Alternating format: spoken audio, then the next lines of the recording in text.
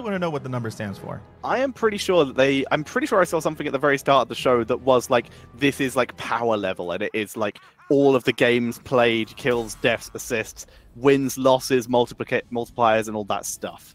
Yeah. All right, ladies and gentlemen, we're going to Towers of Doom. And Towers of Doom is one of those interesting battlegrounds that has sort of transitioned over or transformed from what used to be a former niche pick and only certain teams would play it into an absolute mainstream battleground where many teams have now realized, hey, you know what? Game quality on this battleground is pretty good. You can always come back. You don't have to worry about cheeky core calls and backdoors. So Medivh actually, as the first band, definitely knowing, or Chinese teams knowing how powerful the Prophet can be. And that's pretty decent here. The Medivh, like you said, can be very powerful for both the Arcade Explosion build, which was nerfed. China does play on live patch pretty much consistently. So we are in the Medivh nerf time period here, where the Arcade Explosion was a bit nerfed. But Maiev has been allowed through. This is the sensible style here. Ban Medivh, you're going to get something else, and you're still removing a very solid hero. And you know what that reminds me of, Tetra? That reminds me of the KSV Black match at the Eastern Clash. Against I think it was Tempest. I think it was they played against Tempest, where they played this insane Maiev Zeratul wombo combo style with the VP followed by the Cage of the Wardens. And from then on, it was all mayhem. It was all AoE damage galore. And there was nothing Tempest could actually do against it because KSV Black executed it so well. Can BTG repeat the success of the Maiev? We're about to find out. Yeah. And in HGC Korea, literally like last week, we saw KSV lose quite a lot of fights when G-Luck brought out the Maiev, which was the game I was thinking of. So the Maiev is still pretty scary, but here come the response. Malfurion, top priority support, and the Hanzo coming in here. If you want to deal with Maiev, how about we just try and outrange her, see how that works? Yeah, outrange her, stun her, silence her, no matter what you do, just keep her in check.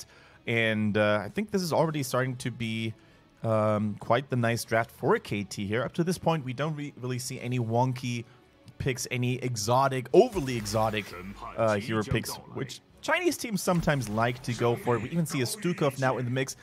And Tetra, I think this is shaping up to become quite the dangerous Warden's Cage. Once again, we see the silence, lurking arm coming right underneath it. And I really want to see, and actually denying the Tyrael as well. This could, if they now pick a bunker next to it, like a Blaze, BTG that is, this could be one scary composition. What wins in the battle of pushing, Massive Shove or Warden's Cage? You mean if you push someone against the Warden's Cage? Yeah. I'm pretty sure it's going to be the Warden's Cage. Yeah, so that would interrupt the shove. Yeah. We assume. So okay. It would interrupt the shove. It could have some amazing synergy with the flailing swipe, though. If you just knock everyone back, you bounce back right into your team, dealing tremendous damage. Let's see what kind of shenanigans Stukov and Maiev are going to come up with here. And Anubrak actually getting banned up. What? Murky being hovered. I assume this is a joke. But you can never be too sure when you have new teams like KT coming into play here. So that is being hovered. So yeah, interesting here. And you mentioned massive damage. Phoenix coming soon to a Nexus near you. If you want to do some massive damage, Planet Cracker and Maiev is one of the builds I think is going to be amusing to say the least. Oh yeah. So that will be fun. Just sit in that AoE mode, and I can't remember what the modes on Phoenix are called. Just sit in that and just ping into a Warden's Cage. You're going to have a very good time. Can't forget about my boy Varian as well, receiving a nice visual lifting. Not just visual lifting, actually mechanical lifting. That's what I wanted to say. There's mixed opinions on him. Some people say he's weaker than before. Some people say he's going to be amazing once the numbers are right. A lot of changes coming in regardless this week for all of you Heroes fans out there. Going to be quite exciting. Slightly more reasonable. My personal opinion on the new Varian is he is going to be picked more. I don't necessarily think that's because he's better. I just think that's because he now really does counter what new Tracer does in a much better way. And new Tracer is going to be absolutely terrifying. He's definitely going to be ban every game. Yeah, he's definitely going to be much more versatile, that's for sure. However, Zeratul not really finding his place into this. Of course, a VP could be a little bit of a counter to what BGG is trying to do here. They, of course, would have liked to pick it themselves. However, with their opponents, KT, having first pick after the second banning phase, it's a little bit of a gamble to maybe hand it over. So, no stasis, actually. Both Medivh and Zeratul could have had some tool to stop the onslaught of Maiev with either Leyline Seal or the VP, so cool to see that there's a certain pattern in Beyond the Game's banning out here. Exactly. Garrosh makes his way into the draft for the first time this phase. He's been very popular in the other regions, growing slowly over the course of last phase in general, though cool to see here.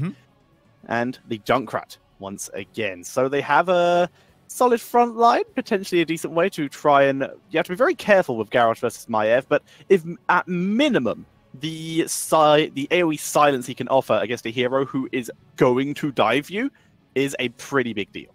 Yeah, now I really want to see whether Beyond the Game is going to apply some tank shredding, some percentage damage onto their draft here, because I fear if they do not go for a hero like Tychus, then that Garrosh could be nigh unstoppable, because up to this point there's nothing to really keep him in check. Tychus actually has seen a lot of play at the Eastern Clash. Teams like Blossom were using him all the time, Ballistics as well, to great success. And he's a good hero. He's a really good hero. He offers a... They're not going to go for it, though. Arthas makes his way in for the first time in a very long time, actually. And a Greymane as well. That is still percentage damage, but it's the weird type percentage damage. I would have preferred Tychus because of AoE damage to follow up on Maiev would have been pretty decent. But Greymane, he does have one of like the best percentage damage things in the game in the form of Cursed Bullet. The issue with that is you're using it against Garrosh probably, which means you're burning through the easiest part of him to kill and leaving the hardest bit, meaning that if you want to kill him with your percentage damage, you have to go for the alpha killer, getting that percentage damage in Worgen form, which means you have to be facing him, which means you're vulnerable to silence or being thrown, or all of those other issues that Garrosh offers. And here comes Spooky Skeleton Leoric to make it even more difficult. Yeah, you brought up a really good point there, Tetcher. I'm not sure if Greymane was the solution they were looking for. However, on the flip side, it is even more aggression into potentially eliminating one of the members of KT very swiftly. Greymane combos up very well with Maiev, with Arthas, if they lock on the same target, that is. However, when it comes to raw death ball-y type of compositions enabled by a Tyrael potentially, I'm always a little bit scared to use these kinds of formations on a map like Towers of Doom, where you have a lot of choke points, where 1 or 2 warriors of the enemy team can block the entrance, basically. So it's going to be quite tricky for them to find a good angle to really nail down a target. But if there's a team that can do it in this series, I think it's going to be Beyond the Game. They should, on paper, have experience in their favor. They should have individual class in their favor. So I'm quite interested in seeing how well KT can hold on up to that aggression. If it wasn't for Maiev, I would actually say I think KT won that draft. I think their draft looks really good and really solid and very punishing. But Maiev, though. So... I guess that's a good statement to summarize her. Maiev, though. Yeah. But Maiev, though. I'm going to keep leaning in the direction of the experience as you did and vote for BTG. I'm suffering a little bit of lag, though. I don't know if you're getting it as well. I think that was the clean feed, not on our Okay, end. What time are you up to, then? Let me double check here while chat can take another look at the drafts here real quick. I'm currently sitting at 7.4. 8:58, I will have a refresh. Okay, gotcha. All right, KT, This is probably going to give me like up to 5. Yep, 5-9. God's sake, I'll have another one. KT, which by the way stands for Kudos Top, for all of you guys who are interested in knowing the true meaning behind that abbreviation. A team that... 7:30. Okay, perfect, man. Thanks for syncing it up. Yeah, a team that, once again, we mentioned that, was showing pretty decently last year in 2017. They were always one of the dark horses. Sometimes they would show up and take a map of the bigger teams, and sometimes they would just get utterly demolished. How strong are they in 2018? Reformed, basically. I would assume by Yusia, who's now Licia, because he seems to be the oldest member of the team. All right, ladies and gentlemen, spawning on the left-hand side, BTG with 619 on Arthas, LLK on Maiev, Druid on the Stukov, dancing on Greymane, and Lee is playing on the Tyrael. All right, and their opponents, Kudos top, representing the red trunks here. We have Hope on the Junkrat, we have Kite on that Garrosh, we have TWT on that Malfurion, and Lycia is here on that Leoric. And Hanzo is being played by, we're going to find out soon, new names, Hanji. There we go. Yeah, but would that be a G or would that be a Z? I think an X is almost always pronounced as ch or j. So let's Okay, just so it's a Hanji. Hanji. Let's say Hanji or Hanji. Sounds Okay, good to me. cool. Sounds Chinese enough. As we load in now, something I want to mention as this game begins.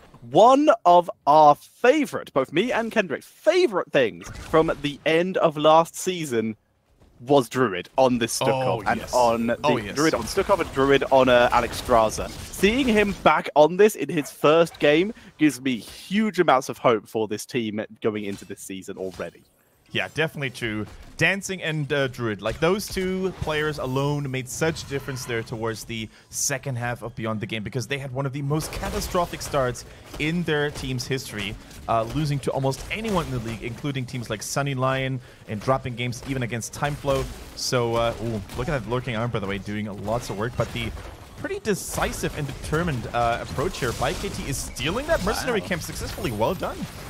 But they're looking for a counter kill, though, looking for Kaitu, as we see Arthur's lovely row, but Junkrat turning it round, and they're going to pick up the kill of Arthur's instead, stealing the camp and getting the kill, despite the good turnaround. Yeah, this is the best case scenario here for KT, with a cheeky, brave play that paid off dividends in the end. They were able to steal away a mercenary camp, relieving lane pressure a little bit, and also they were able to get a kill. This was so cool. This was so well done, because KT realized when you have a Greyman in the enemy team, guess what he's going to do very quickly into that game? He's going to try to take the Zappers onto all by himself, and as such, a strong invasion here with that Garrosh leading the charge was exactly the remedy they needed to. I really enjoyed that as well. You could see Dancing, despite losing that camp, he went hyper aggressive on that. Able to, he went in, still on the point, got thrown out, dissing, leapt back, got pushed out for the first time, went back in Morgan form, got thrown out by Garrosh, disengaged to get back onto the point and missed the tick of the objective of that camp being captured by like half a second. Was super close and very determined, knowing his team would back him up. All right, Kaitu here trying to slow down the rotations a little bit with those Garrosh combos. I really like Kaitu's positioning here, by the way. Trying to avoid as much of enemies poking as possible. Now, TWT in trouble here. Gets swapped in the end there. Strong Rouge and strong burst healing, though. Everything was landing perfectly. Strong saving grace here after getting initiated on by LLK. Yeah, TWT able to survive there. That was a last-second pull-in on that Umbral Bind. Yeah. As we do see Kaitu able to interrupt LLK for this first one. In comes Hanshi, putting on even more pressure. It's going to be a 1-for-1 trade up in top lane, likely making it this middle altar.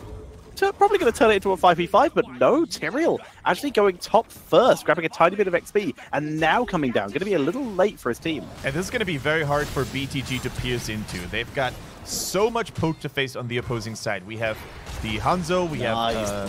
oh, there we go. There goes the bind. Once again, Malfurion out of position. Lovely silence by Druid, absolutely guaranteeing that kill onto Malfurion. Kaitu drops low, and now we see what BTG do best. Controlling areas, they are masters of it. They pick up the kills and they pick up the shots, able to give themselves a very slight core health lead. Yeah, I was a little bit worried for Beyond the Game here, because Overwatch poke is best poke, and if you have Junkrat and Hanzo there, then it's so hard to really get into, because there's always going to be a flurry of arrows and grenades hailing at you. But with the help of Maiev, they were able to lock down the juiciest target. That was Malfurion. And this time, you know, TWT wasn't able to escape. This time, the Druid fell. And from there on, if you don't have a support, you can't go for those longer skirmishes, and that was a very safe altar for them to take after all. Beyond the Game is showing up strong this time. You actually made up an excellent point there. I sort of just realized that all the Overwatch heroes in some way have an ability to harass you. With Junkrat and Hanzo, as you already mentioned. Zarya. Tracer, the ability to kite you. Lucio, the ability to kite you. Zarya bombs. Diva's the only one who's potentially a little bit different, but her poke is literally with her own face. Yeah, very true. Overwatch heroes are quite pesky to deal with sometimes, but that's what makes them so powerful to play. Meantime, scattering arrows and the Stormbow here both missing. 619 trying to lead the charge. Leoric coming in, zapping the health away from Arthas. That's, of course, why Leoric is such a good pick against him. Arthas' limited mobility doesn't really allow him to dodge those Drain Hopes as well as other warriors could. Slowing down the advance here. He was trying to go for TWT, and I think Malfrine in particular, he needs to be so aware. He needs to be on his absolute tippy toes, not to get caught again. So in the meantime, the support on the other opposing side, a little bit. Yet another fight in this area, another incredible silence coming in from Stukov, guaranteeing yet another kill. Druid stepping it up. Both teams deciding laning is for losers and looking to fight over even more objectives before the altars have even spawned. And now the altars have spawned. Let's see what the responses are going to be here. Junkrat needs to be in position. His Q, his grenades are going to be such a formidable tool to keep the enemies at bay. The first channel was successful. Here goes Junkrat. Maiev actually intercepting all of those grenades, buying enough time for Lai here to get the channel through. That was a really cool play there in terms of positioning. Yeah, but with a kill advantage. Like, yeah, the next hero was on the way, but BGG still gave up bot. They could have potentially fought over that as well, but they seem to be happy with just trading for the moment. A little bit of a slower pace to begin with. Yeah, definitely true. So KT trying to get the middle D pushed. Oh, the concussion mine so huge. Arthas and Greyman were both already on Junkrat's toes. Now Lai's joining the fray. The movement speed, though, too huge for Hope. And that was a sick escape. I like it. He is too fast for you to be taken down. Nice jump there. The Warden's leap by LLK, able to get out of range of any kind of cheeky kill attempt that KT are trying to do. KT, after that first kill onto Arthas, really struggling to pick themselves up anymore. Yeah, we already see a deviation coming in here. If you compare that Hanzo build to the first one we've seen in the previous series, it is full scattering arrow mode, full poking mode there. And of course, it's really good against the zappers as well. It allows you to have so much mercenary control as well. But that is mostly due to the design of the map, I feel like. There's so many walls where those scattering arrows can bounce from. It's going to be a nice damage amplifier here. In the meantime, LLK dancing, applying so much damage onto Hanji on the backline. Okay, I would like to talk about some of the abilities here for KT, because I love them. Go ahead. One of the biggest issues that people have with Maiev is the fact that her Warden's Cage is so hard to deal with, the Umbral Bind is so hard to deal with.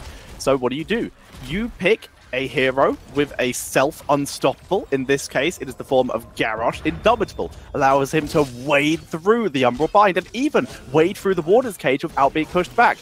What if Garrosh is preoccupied? You bring in March of the Black King. Leoric is now his team's escape route. Being able to march out of that Warden's Cage gives him such great opportunities. We see the taunt coming in here. There is the Warden's Cage only on Hanzo, the one-man usage there. Point blank Dragon Arrow, the Twilight Beam only really hitting Leoric as they turn it round. Tyrael already taken out. 3-man explosion to try and turn around some damage, but they can't do anything else. KT, very slow, but able to take that fight. Yeah, 619 actually activated his Ghoul very late here. He's almost out of mana. He no longer can participate in that team fight. No slows available, no Frozen Tempest. And although the engagement of Kaito on that Garrosh looked a little sloppy to me, only getting a one-man Tyrael taunt in there, it was so cool to see how he managed to keep everyone else at bay. There was a huge fight in the choke point for KT.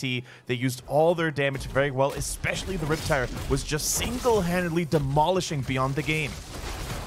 And another great throw by Garrosh, but the silence is good. Junkrat with the concussion mine, though. That might be enough for Kaito, and it is. He makes it back to base. Clutch save by KT. There's so much mobility for KT. When you want to lock someone down with the Maiev, with the Arthas, what are you going to do against those concussion mines, against the Wraithwalk, against the tosses by Garrosh? As you pointed out, there's just so much mobility now going in for KT. Kaito finally getting locked down, Umbral Bind, and here we see the power of Maiev, just picking up kill after kill now. Yeah. I mean, we kind of jinxed it perhaps, but in theory there would have been so much disengage. And they actually utilized all of these tools very well up to this very one point here. So good lockdown now for Beyond the Game. That was exactly what they needed. Coming back here, inexperienced, the concussion mine, dealing with 619 a little more, but that changed the fact that this Mercenary camp is going to go over to the blue team. I've just noticed that BTG appear to be running a mixture of their own banner and the BlizzCon banner, which is fair because they did go to the last BlizzCon, so very cool to see here. Yeah, beyond the game, although they weren't able to achieve that much, they still had the chance of going to BlizzCon once, even Eastern Clash, and represent their country. Now Arthur's in trouble. The roots are real. The zapping is going on from Leoric as well. And once again, 619 so low on mana. He doesn't end up falling though. Stukov's got his back. We see Lycia pulling back here, not wanting to get killed off. And here we can actually see the issue with the build Hanzo's gone for here. No percentage damage, no vulnerability. True. He actually has very little way of killing off Arthas. And as such, even with the Taunt procs there, the Warlord's Challenge being activated, they weren't able to pick up a kill. And we're just going to see the shots getting traded out, 24 to 24 for both teams. Yeah, lowering the armor with sharpened arrowheads at level 7 would have definitely made chasing down an Arthas and killing him eventually much easier. I totally agree with you, Tetcher. So now, oh, the huge hit though with that with that scattering arrow.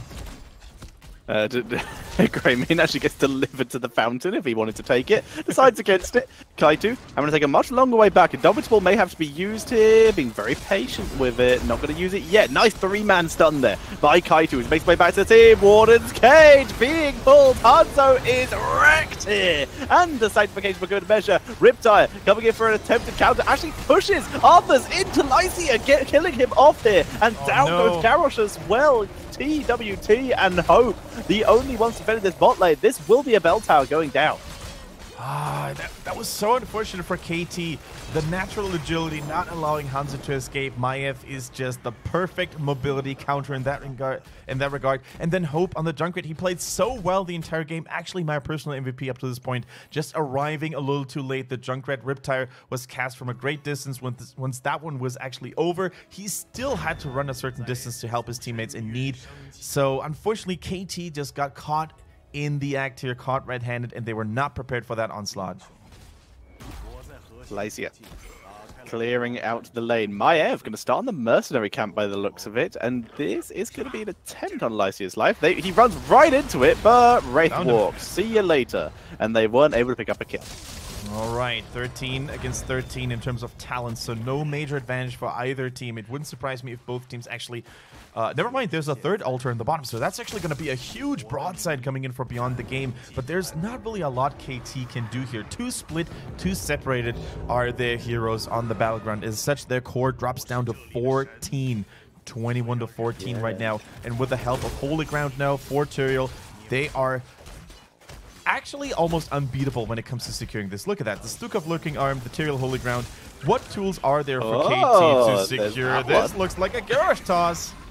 Garrosh Toss, a Concussion Mine. Pretty good value. Warlord's Challenge, the Warden's Cage, and guess what? Maiev gets punished because her team could not join her. They're a beautiful Twilight Dream. Lyia having to pull back. Alicia looking for a kill. Instead, it's going to turn on to 619, but he's tanking through. March of the Black King. There's the toss by Garrosh. Lovely moves there. And we see KT bringing it back. That Concussion Mine to save the camp being captured absolutely set that up. But guess what? Now they have Hanzo. Now they have bot back. And what does Hanzo do best? Exactly this. He takes bosses. Yep. Now the Scattering Arrow build comes to full fruition here. This is exactly the value they want to get. Although not all the arrows are landing, they're still clearing this boss in lightning speed. And I can't believe how well they came back into this game. It looked so grim, didn't it? Right? The Lurking Arm, the Holy Ground. Yeah. What are you going to do? But Garrosh, Kaito in particular, and the Concussion Mines, like those two, Junkrat and Garrosh, are proving to be the absolute star heroes, the star players right now. So much dislocation, so much zoning here is just marvelous to see. No way, Hope, you monster, you!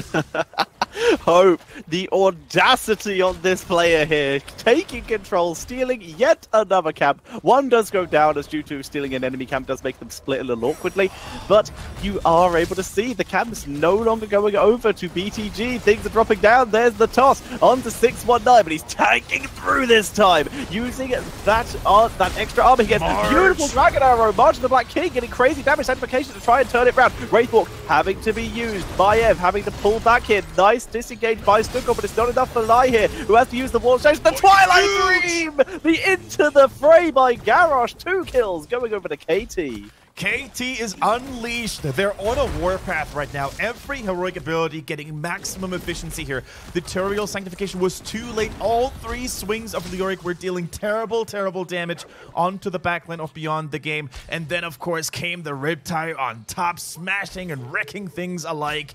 Beautifully done. KT, after taking so much damage in the earlier stages, are now coming back swinging. Now look at Lycia trying to get the value in. Turiel reacting too late. All 3 hits landing here. And now, big healing by Stukov. Big disengage, but look at the Riptire. You know why that went so well? The Holy Ground stopped Leoric walking through the team, and that meant that he was still in range. Normally when you do Leoric, you get like the first 2 hits of the March of the Black King off, and then you're probably past the enemy team. He was blocked by Holy Ground. He was stuck in the enemy team, getting all of his hits off. That was the biggest backfire of a Holy Ground I have seen. Oh, well, you know, when your own weapons work against you, it is maybe time to think of other strategies. Up to this point, the Holy Grounds haven't worked at all. The Holy Ground wasn't enough to secure Merc Camp. Kaito and Junkrat made sure that this was thwarted. And now even in that team fight, as you pointed out, Tetcher, working against them, allowing Leoric to get so much damage and value in there. So KT now rocking that full momentum. Can they carry it all the way through? 13 to 14. This is a close game, as close as it could probably get here. Middle, by the way, weakened already. Bottom weakened as well. This block used. TWT, beautiful ice block to prevent that unrebind. If he had gone down there, that could have been disastrous. Now he is safe. He has Twilight Dream. He is ready to turn this round. LLK gets thrown, attempting to get him over the wall, not able to do so. Nice leap of the waters there to get out of range of that Earthshaker. Coming in by Kaito. All right. Only one altar, Tetcher, 12 seconds until it gets activated.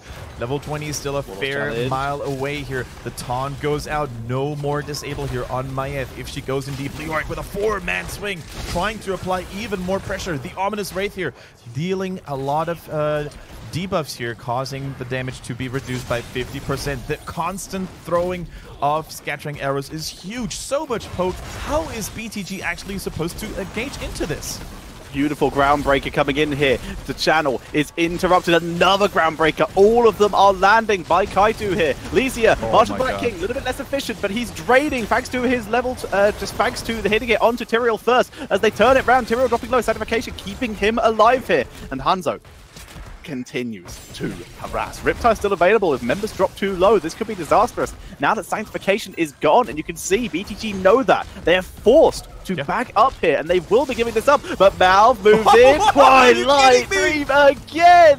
Moving in, looking for Tyrael, but the shield and the disengage. The nice flaming swipe there gives BTG the chance to escape, but the shots are going over the KT. The mind games, so well done. Tossing Malfurion into the enemy team. He uses Ice Block immediately because he was sure that there would be so much focus fire now coming onto him. And then, after the Ice Block is over and the first round of cooldowns is denied, basically, he dropped the Twilight Dream.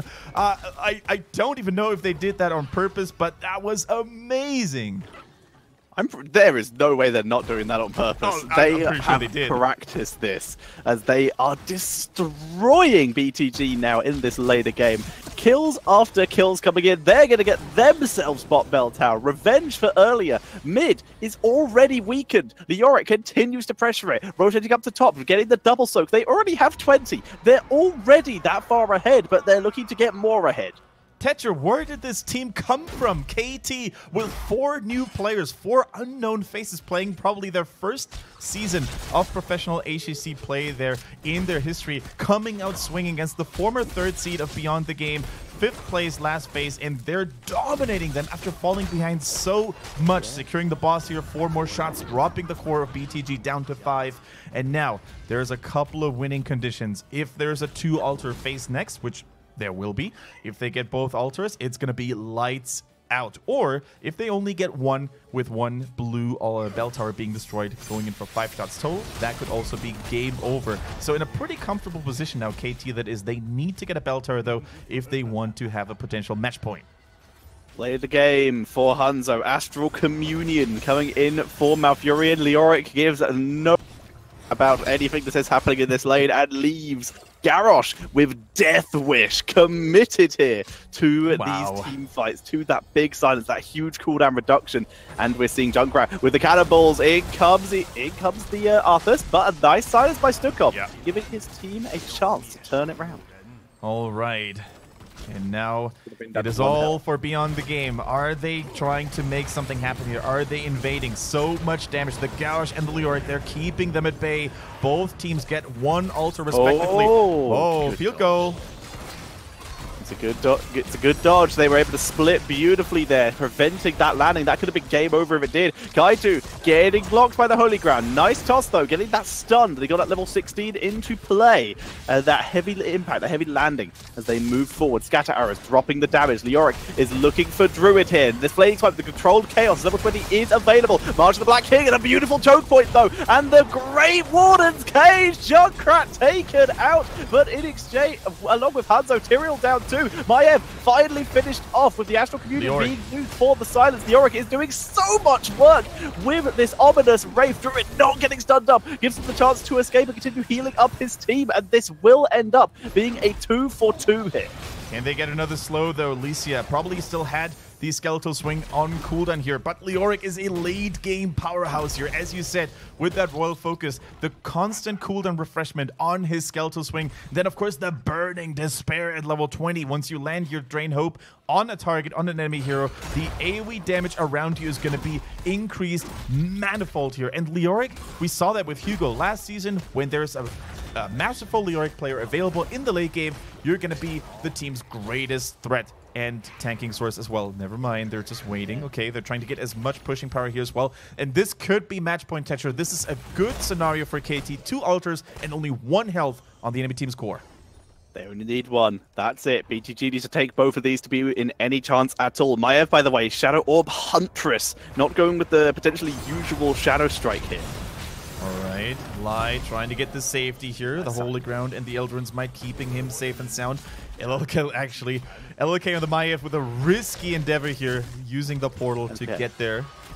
All right. Interesting scenario here. Tyrael is just going to try and capture bot here and hope his team can delay, but they're taking a lot of damage. You can see the immediate force coming in here. Tyrael takes the shots. They need to move back up and take this as a 5v5. 619 taking huge amounts of damage from Lycia here, and they're actually driving back KT here. March of the Black King keeps Leoric alive for the moment. Maiev in good position for wrapping around. Tyrael taken out before Sank even comes off cooldown. Riptire from downtown, chasing them down, forces BTG back. Huge amount of damage, but it's still a 2-for-1 currently in favor of BTG as they move forward. They get Garrosh as well. They're able to clear it up, but down goes Greymane from Hanzo as they move it forward. Hanzo picking up kill after kill. Hope turning it round. The AoE damage. 619 dropping low. Hanshi dropping onto 619, but once again, percentage damage is not there, but it's not enough. 619 goes down. The sustain isn't there. Druid, the only surviving member, trying to stay alive, but he needs to interrupt the channel. Give Leoric time to spawn. He doesn't do it.